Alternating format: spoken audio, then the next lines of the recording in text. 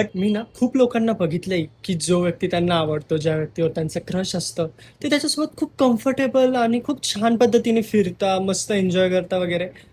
पण त्या उलट मी आहे. मला जो पर्सन आवडतोय किंवा मला ज्या व्यक्तीवर काहीतरी वाटतंय, मी लिटरली त्याच्याशी असं डोळे हे करून पण बोलू शकत नाही. कारण मला इतकं ऑकवर्ड होतं, की स्वतःच मी असं काहीतरी आणि मला असं होतं, की काहीतरी मी मूर्खवाणी करायचं आणि हा समोरचा पर्सन एम्बॅरेस होईल त्यापेक्षा बेटर आहे, की आपण शांत बसावं.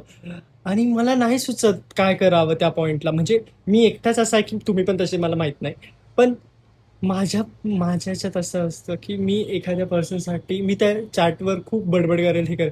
पण जेव्हा समोर येते तेव्हा माझी लिटरली फाटते. मी त्या व्यक्तीसमोर जाऊन बोलूच शकत नाही. त्याला म्हणजे आय कॉन्टॅक्ट तर लांबची गोष्ट आहे.